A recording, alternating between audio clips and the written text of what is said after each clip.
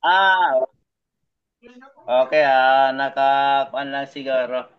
Naka-off lang yung camera. No, okay Yes na. po. Okay na po. Okay po. Sige, muli, mapagpalang hapon sa atin lahat. Bliss po kami, makasama kayo namin. Lahat po na nandito. Bihingan natin na bliss tayo sa hapon na ito. Thank you, Lord. Yes Thank you. po. Yes. Okay. Thank you, Lord. Maikling panalangin. Panginoon Hesus, Lord, salamat sa biyaya ng buhay ng bawat isa na nandito. Patnubayan niyo po na buksan ang aming mga puso sa inyong salita at tulungan mo po akong manahan lagi sa inyong banal na salita. Huwag mo po kami pababayaan at gabayan niyo po ang bawat salita o sasabihin ko na kayo po ang mapaparangalan sa iyong biyaya at sa iyong awa na huwag kami ay mananahan lagi. Ito po ang dalangin sa ngalan ng inyong butong na anak namin, Panginoon sa Kristo. Amen. Amen. Amen. Amen po. Thank you po sa lahat.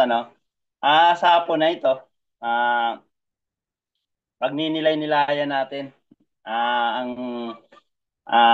topic natin sa hapon na ito. Maulan na hapon. Ito yung God's calling. Okay po. First slide smart. Okay, salamat, salamat. Pag sinabi pong God's calling sa atin lahat, o ba, isang verse, Jeremiah chapter 1 verse 5.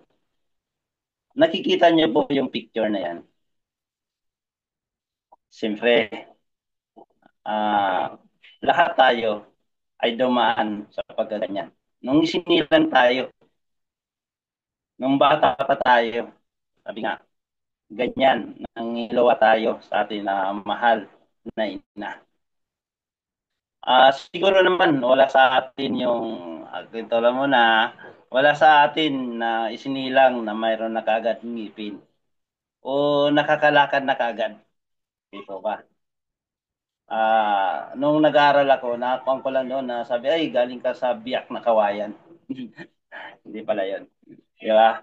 Pero sa totoo lang po, nung kabataan ko, pag sinabing, uy, tawag ka ng iyong papa, susunod na, tatakbo na kahit anong busy, kahit na anong laro namin, basta tinawag ka ng iyong magulang, sunod ka na, takbo ka.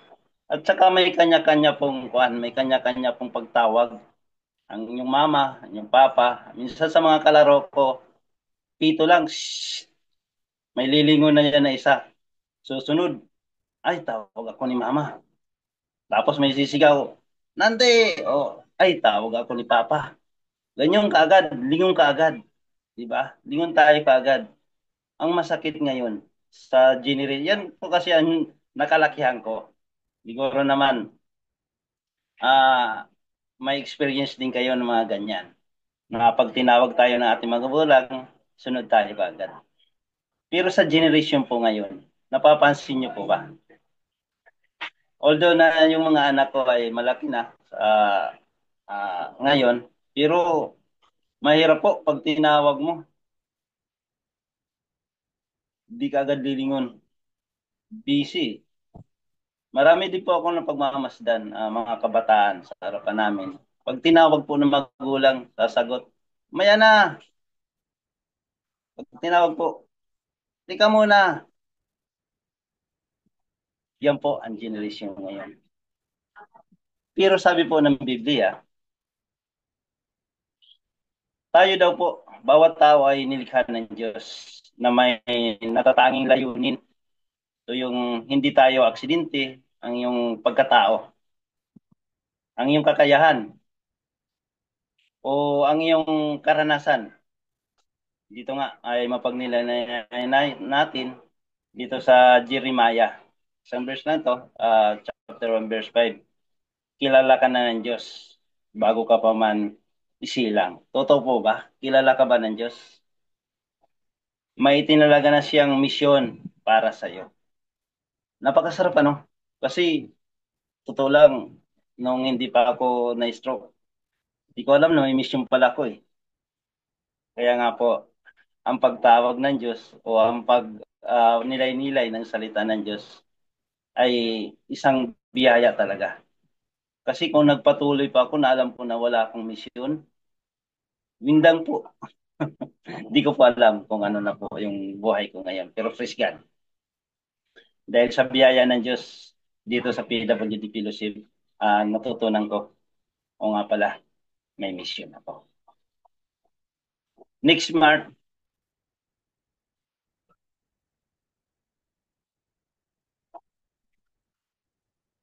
yan po ang ating pagninilayan na verse. Napakasarap po, di ba ba?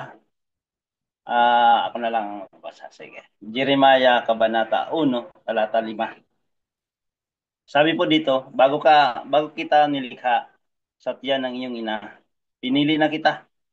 At bago ka isinilang, hinirang na kita. At itinalaga upang maging propeta sa mga bansa. Wow, di po ba? Ibig sabihin, doon pa lang sa picture na nakikita natin, na sinalo tayo, na kung sino man po yung nagpaanak o dati kasi kumadrona, yun, hospital, o kaya cesarean man, o ano-anong klase na pagluwal sa atin. May mission po talaga, may layunin po talaga ang Diyos. Sabi nga, kilala na kaagad tayo ng Diyos. Tanong lang, kilala ba natin siya? Di ba? Kilala tayo ng Diyos. Tayo ba? Nakakilala po ba sa Panginoon? Masabi mo natin, kilala ko ang Panginoon. Marami po ang sabi, kilala ko ang Panginoon. Pero, may ugnayan ka ba? May relasyon ka ba? Gaano mong kakilala ang Diyos? Kasi tayo, kilalang kilala na tayo ng Diyos. Eh. Di po ba? Bago pa tayo nilikha, sa tiyan pa lang, ginagawa pa lang siguro tayo ng ating mga mahal na magulang. Alam na niya at pinili na, di ba? Pinili na kita, di ba? Sarap pakinggan. Sarap pag nilay-nilayan na isa ka palang pinili ng Diyos. Sarap damhin na isa ka palang pinili ng Diyos. At bago kay silang, bago pa niluwal, nakahanda na. Ibig sabihin, andyan na. Diyan na kaagad, nakahinga ka nung niluwa ka. Andyan na kaagad, may nakasalo sa'yo na dalawang kamay para hindi ka malaglag sa baldi. Di ba? O, o hindi ka masaktan. Di ba? Hinirang kita at inalagaan upang maging propeta sa mga bansa. Ito maging propeta sa mga bansa. Ito yung layunin. Ito yung pamamaraan ng Diyos na dapat natin maunawaan sa next March.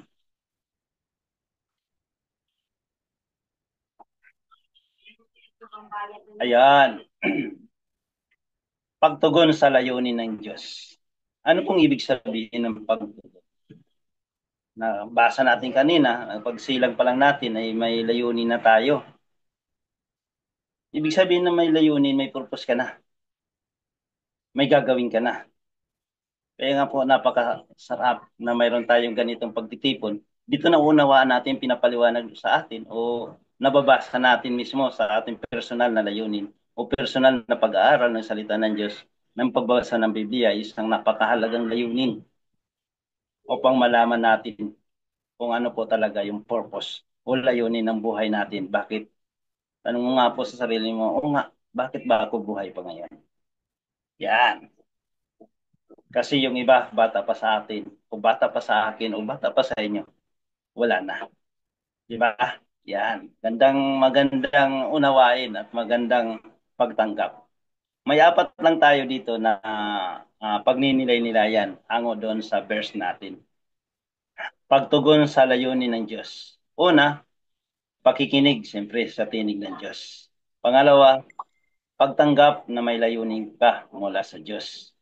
Pangatlo, pagsunod kahit may sakripisyo. Pang-apat, pagkilos sa pananampalataya. Himay-himayin po natin ito. Sige po, Mark, next slide po. Number 1, pakikinig sa tinig ng Diyos.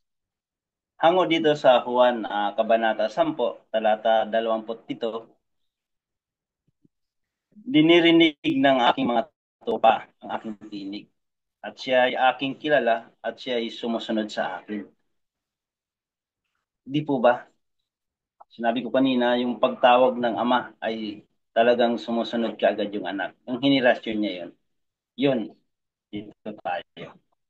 Sabi nga, maaring gamit ng Diyos ang Biblia para tayo sa pakikinig. O panalangin para natin siya makinig.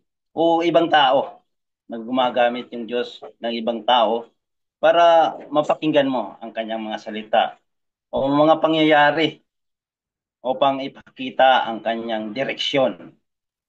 Kailangan natin ng panalangin talaga, katahimikan at bukas na puso upang marinig siya.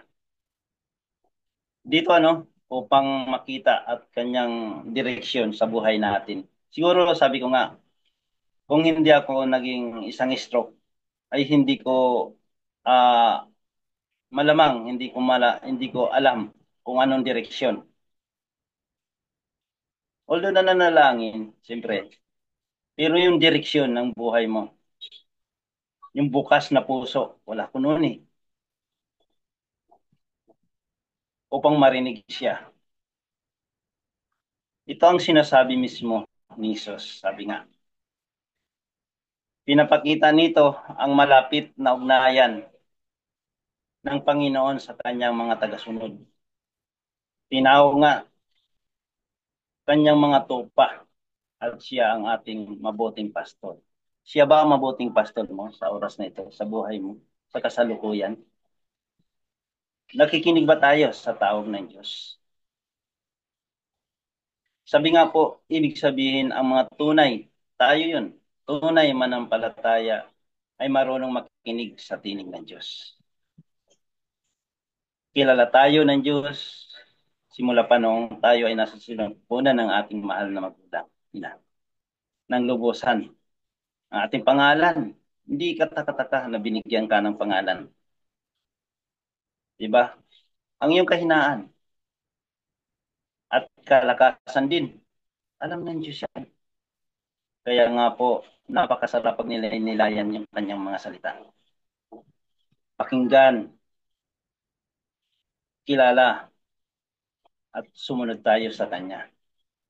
Sabi nga po, kilala tayo ng Diyos, lubusan, ang ating pangalan, kahinaan, at ang ating mga pagkukulang din. Lubos tayong nangangailangan ng Kanyang salita. Napakasarap po.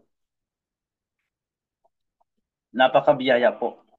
Sabi nga po, ang tunay na pakikinig sa tinig ng Diyos ay may kasamang pagsunod. Di po ba? Nung bata pa tayo, pag tinawag, sunod ka agad. Di ba? Talima ka agad. Ang tinig ng Diyos ay hindi lamang naririnig, kundi ito'y tinutugunan. Kapag sumunod tayo, pinapatunayan natin na siya ang ating mabuting pastor. Wow, napakagandang pagnilay-nilayan. At tayo ang kanyang mga tupa. Di ba? Napapansin niyo po, pinakita po yata doon sa video na napapanood daw, na pag hindi ka raw kilala ng mga tupa kung sino yung pasto nila. Kaya nga po pag sumigaw yung isa na hindi nila pastor, hindi sila lumilingon dahil hindi yung tinig ng kanilang pastor. Sa buhay natin, may kilala ka bang tinig na inyong naririnig na kilalang kilala mo na yan ang anyong Panginoon sa Kristo. Ito ba yung hamon sa bawat isa sa atin? Nakikinig ka ba sa tinig ng Diyos araw-araw? Pangalawa, baka masyado kang abala o maingay ang iyong kapaligiran kaya hindi mo siya nakikinig. Hindi mo siya napapakinggan. Di po ba? Nasa atin po yan. Next month,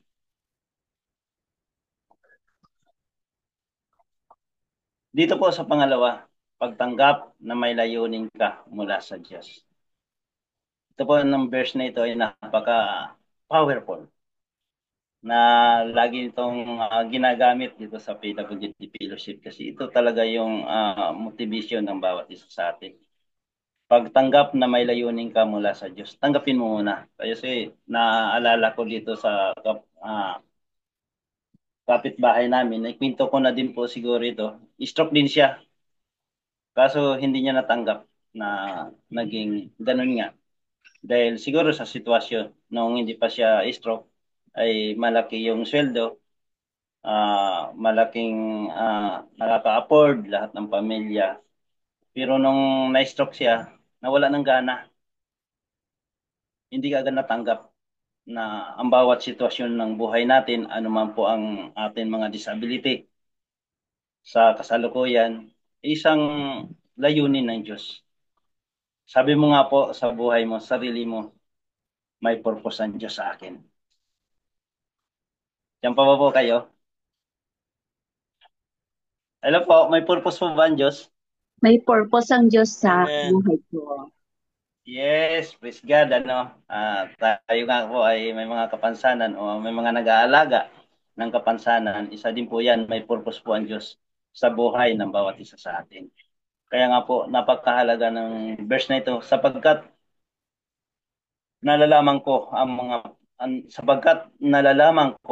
mga plano ko para sa iyo. Alam ng Diyos ang sabi ng Panginoon, mga planong magdudulot sa inyo ng kapayapaan. Lagi po tayong mapayapa at hindi kasamaan upang bigyan kayo ng kinabukasan at pag-asa. Di ba napakasarap na kahit sa kasalukuyang sitwasyon natin, may magbibigay ng kinabukasan na mayroong pag-asa. Di ba? Ang mundo po ba, sa palagay mo? Yes, mayroon din. Bigyan ka ng ayuda, bigyan ka ng bigas, sardinas, pero panandalian lang po. Ang sinasabi po ng Panginoon na kinabukasan at pag-asa. Ito yung panghabang buhay na layunin na tinatanggap natin mula sa Diyos. Nagpapaalala ng Diyos ay may tiyak na mabuting plano para sa bawat isa sa atin. Hindi tayo nilikha ng walang dahilan. May layunin ang Diyos sa ating buhay. Maaring hindi agad natin ito makita o maunawaan dahil nga sa busy tayo, lalo na kapag dumaan tayo sa mga pagsubok. Pero tiyak ng Diyos na ang kanyang layunin ay para sa ikabubuti natin. Tiyak yan. Napatunayan na natin yan. Ilang taon na po ba tayo dito sa PWD Fellowship natin? Di ba? Tinanggap natin ang layunin ng Diyos. Tinanggap natin na tayo ay may purpose sa presensya ng Diyos. Napakahalaga po na mapagnilay-nilay yan. At napakahalaga na alam natin ang mga plano ng Diyos sa buhay natin. Oo, mahirap. Kita ko sa buhay yan ng bawat isa sa atin. Pag ako nga ay naglalakad, sinasabi sa akin mga bata, bakit ganyan ka? Mataas yung isang paa mo. Stroke po kasi ako. Yan. Alam mo naman yung kapatid, hindi pa nila gaano maintindihan kung bakit tayo nagkaganyan. Pero praise God, na sa mga taong nakakasalamuhan natin, alam natin na may plano ang Diyos. Next verse, Mark.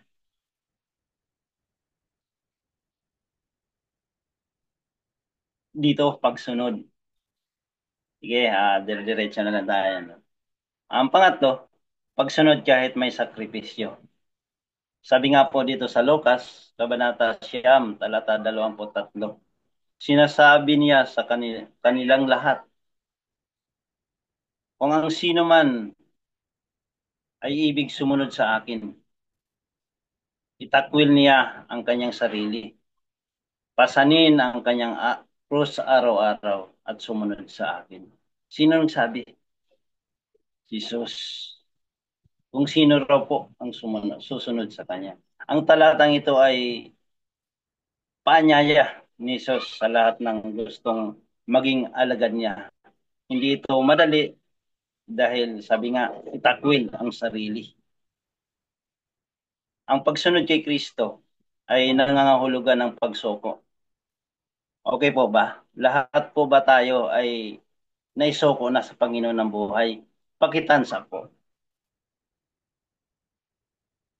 O sabi mo na lang, sinuko ko ang buhay ko kay Kristo. Parang walang suko Parang malungkot lahat Thank you, thank you.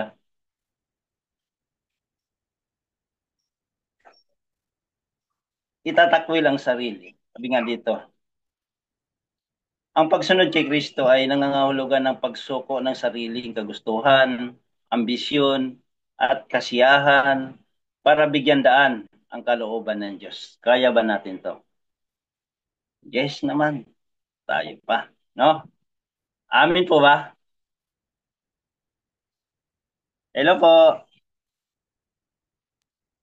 Amen. No. Amen. Amen. Amen. Thank you, thank you, thank you. Wala na. Thank you, Takwil. Dito ay talagang pagsuko. Hindi lang yung ginagawa natin, yung kagustuhan natin, yung ambisyon natin, o kasiyahan natin para bigyan daan ang kalooban ng Diyos. Itong pasanin. Sabi nga po pasanin ang cross araw-araw. Ibig sabihin, handa ba tayong magdusa? Magsakripisyo at magtiis para sa pananampalataya? Handa ba tayo dyan? Hindi ito literal na cross ng ibig sabihin. Ang ibig sabihin nito, kundi ang mga hamon at paghihirap na daan ng pamumuhay bilang tunay na Kristiyano. Wow, ito pala, no? Araw-araw na pagpunta ko sa amin barangay, talagang hamon. Dahil lalo na ngayon, binubutasan yung kalsada, minsan may lubak-lubak. Yung ingat dahil sa isang patil lang ng pako, talagang madadapa. Pero please God, sabi nga kasama yan sa pamumuhay natin bilang isang Kristiyano. Lahat tayo, siyempre, hindi ko sinasarili. Dahil lahat tayo, may kanya-kanyang hamon araw-araw sa buhay. May kanya-kanyang hamon sa, hindi lang sa spiritual, kundi maging sa physical natin na kalagayan. Ang pangatlo, sumunod sa akin. Anong ibig sabihin ng sumunod sa akin? Hindi lang ito paniniwala. Okay, naniniwala ako, susunod ako sa iyo. Kasi may mga sumusunod na sa bandang huli, bumabaklas Kundi aktibong pagsunod sa mga turo at halimbawa ni Kristo. Ito pala. Nagbabasa ba tayo ng Biblia natin araw-araw? Kasama rito ang pagmamahal sa kapwa. Mahal ba natin ang ating mga kapitbahay? Pagpapatawad, pinapatawad ba natin ang mga nagkakasala sa atin o mga nananakit sa atin? Paging tapat, tapat ba tayo? Dito ako, guilty ako dito eh. Kasi minsan nalilita ako pagpasok. Di ako, hinihingi ko yan ng kapatawaran. Paging tapat at pagdadala ng liwanag sa madilim na mundo. Wow! Ibig sabihin, tayo pala mga Kristiyano, pag nakikita tayo ng mga iba na tapat sa ating mga ginagawa, lumiliwanag pala. Naunawaan po, may kaliwanagan. Nagigits po na hindi lang tayo nagsasalita ng salita ng Diyos, kundi nakikita po ito sa puso natin. Nakikita po ito sa gawa natin. Yan po ang kaliwanagan na nakikita sa madilim na mundo. Di ba? Di ba? Sabi nga po dito, ang tunay na pagsunod kay Jesus ay hindi palaging magaan. Minsan may kapalit, maaring hindi ka maintindihan ng iba, mawala ng oportunidad o dumanas ng tukso at pag-uusig. Ngunit ang biyaya ng Diyos ay sapat. Ang kanyang gantimpala ay hindi lamang sa langit, kundi sa kapayapaan at layunin habang tayo'y nabubuhay. Wow, praise God. Naunawaan po na yung pala, kung tayo ay sumunod sa Panginoong Jesucristo, ay hindi lang yung buhay sa langit ang ginagantimpalaan, kundi yung buhay, habang buhay tayo, nang humihinga tayo dito sa lupa, ay may gintimpala. Ano ito? Mayroon ka bang kapayapaan sa oras na ito? Yan po. Despite na marami tayong pagsubok, problema, bagyo, unos, mayroon kang kapayapaan. Bakit? Dahil sumusunod ka kay Jesucristo. Di po ba? Napakasarap. Napakasarap na mayroon kang kapayapaan despite na mayroon kang alalahanin o problema physically at spiritually. Napakasarap po. Siguro lahat sa atin ay na presensya na to o na naramdaman na ito. Kasi kung wala pa, pag-pray mo, masinsinang panalangin. Kasi marami na pong pangyayari sa buhay ko na hindi ko nga po maunawaan, pero mayroon po talagang kapayapaan pag sumusunod ka sa salita ng Diyos. Marami pong pagsubok, sabi na hindi mawawala dahil buhay pa tayo. Pamilya natin, kamag-anak natin, hindi mawawala. Pero ang kapanatagan na biyaya ng Diyos sa Kanya, sa pagsunod sa Kanya, ay laan para sa iyo. Laan para sa bawat isa sa atin na sumusunod sa Kanyang mga salita at talituntunin ang pagbabasa ng salita ng Diyos. Next, Mark.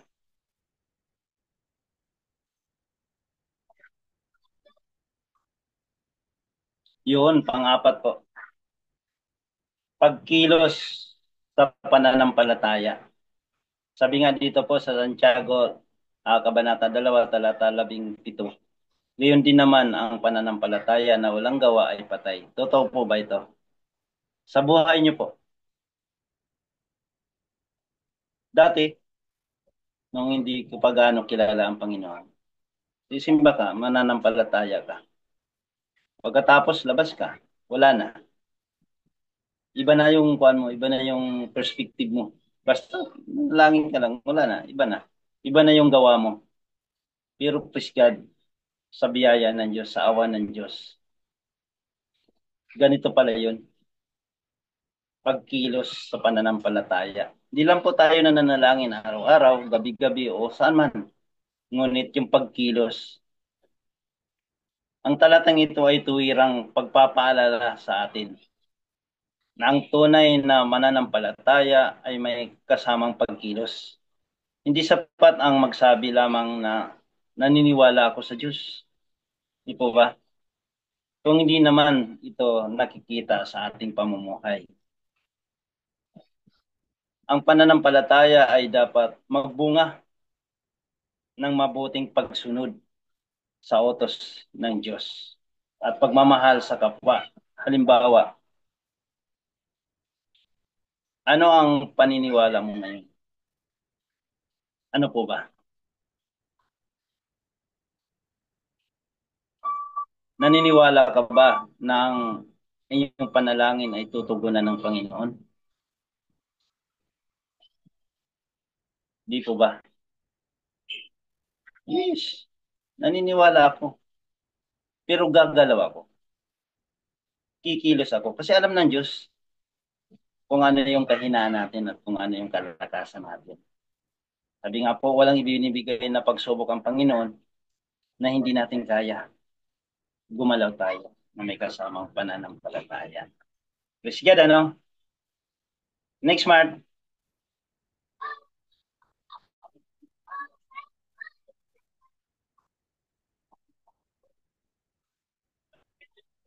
Yun.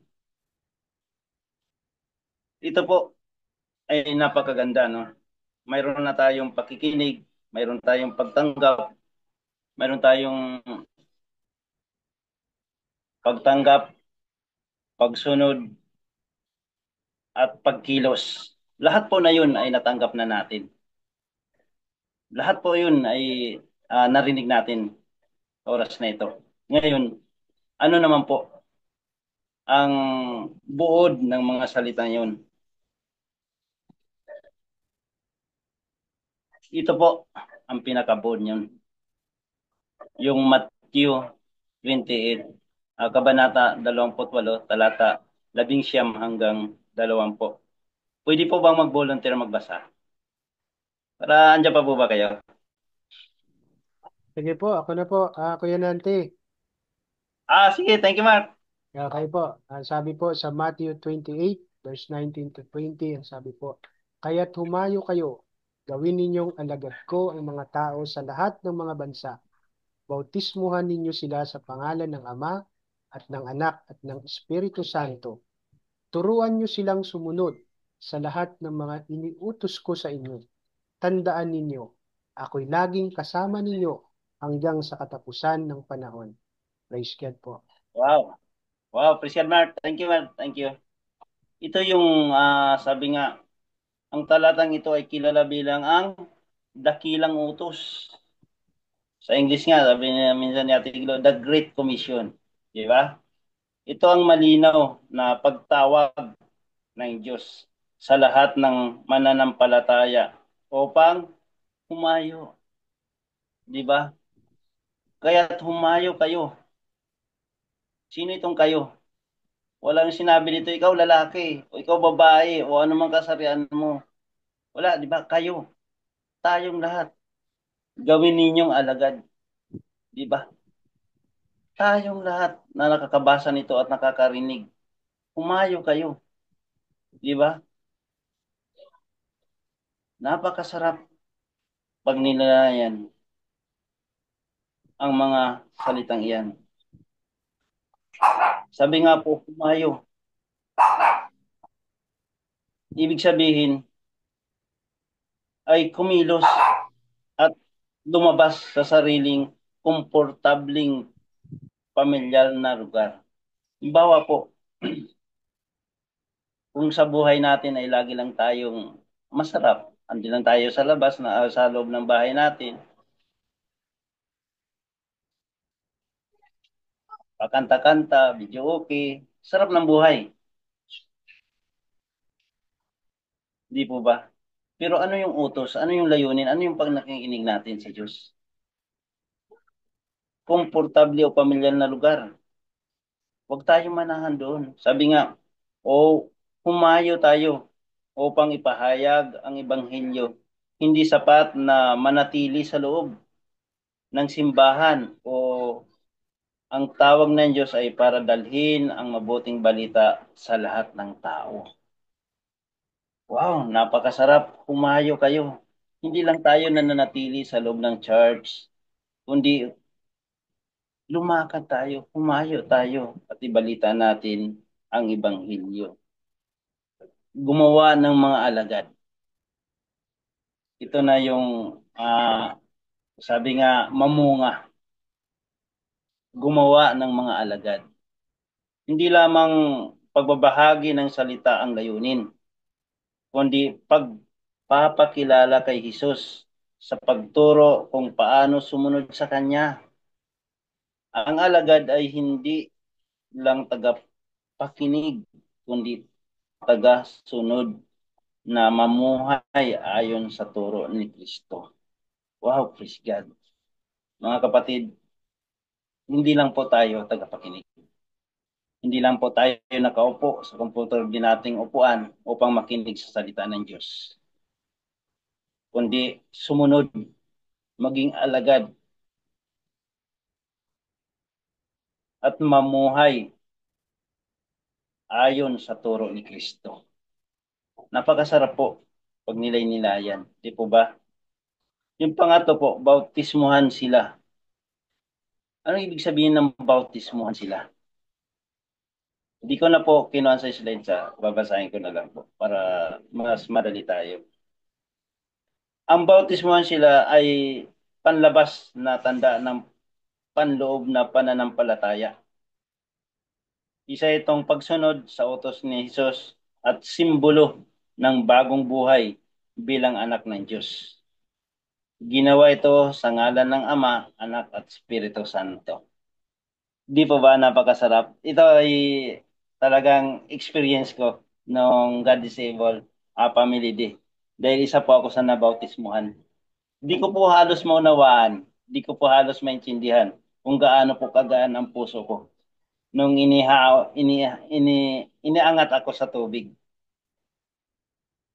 Hindi po tanda ng ano pa man, kundi isang simbolo na mayroong layunin ang Diyos sa buhay ng bawat isa sa atin. Sabi nga po, ang isang pagbautismo ay isang tanda na kayo ay may ugnayan. Marami na pong ginawa ang Diyos, ngunit isa po ito sa simbolo ng panloob na pananampalataya ng bawat isa sa atin. Pangapat, turuan silang sumunod. Bilang isang mananampalataya ni Kristo, hindi sagot ang kaalaman lang sa Biblia. Di po ba? Kailangan turuan ng mga tao kung paano isabuhay ang mga utos ni Jesus. Araw-araw po. Sa pag-ibig, pagpatawad, kababaang loob at katapatan. Napakasarap po na hindi lang pala sapat na mayroon kang alam sa Biblia, kailangan turuan ang mga tao kung paano isabuhay ang mga utos ni Jesus. Ibig sabihin, nakikita po ba ito sa buhay natin bilang tagasunod ni Kristo? Hindi sapat na alam natin yung lahat ng verse o lahat ng salita ng Diyos, pero hindi naman ito nakikita sa pamumuhay natin. Di po ba? May napansin po ba kayo na mga ganyan? Panglima, pangako ni Jesus, ako'y laging kasama ninyo. Ito, kaya nga po Great Commission, dahil sumunod ka muna, tapos ito yung pangako ng Diyos sa bawat isang tagasunod ni Kristo. Ito ang kasiguruhan na hindi tayo nag-isa sa pagtupad ng misyon. Sa bawat pagsunod, may kalakip na pangyayari at presensya ni Jesus. Ito ang nagbibigay tapang at lakas sa bawat mananampalataya. Kaya nga po, napakahalaga po nang malaman natin itong Great Commission. Minsan po, naglalakad tayo, nag-iisa tayo. Hindi natin magawa yung pinapagawa ni Kristo sa atin dahil nag-iisip tayo, sino bang katulong ko? Naghahanap tayo ng physical natin na katuwang. Ngunit sabi ni Kristo dito, ako'y kasama niyo. Hindi ko kayo pagbabayaan. Magpakailanman. Di po ba? Napakasarap. Napaka-powerful ng Great Commission kung atin lang isabuhay at atin pag nilay-nilayan. Kung araw-arawin natin ito na isa sa buhay at araw-arawin natin na ipamumuhay, makita sa atin ang presensya ng Diyos. Salamat po sa hapon na ito at yan lang po nagtatapos ang atin devotion na God's Calling. Bago po tayo magtapos, makikinig panalangin. Lord, salamat sa tawag mo sa bawat isa sa amin na nandito sa Zoom na ito. Naway paliwanagin mo po ang aming pagsunod, ay ang aming pakinig, pagtanggap, pagsunod at pagkilos sa iyong mga salita, Panginoon. Alam po namin, Panginoon, na minsan nagkakamali kami. Hindi namin maunawaan kung ano ang tinig mo. Ngunit sa araw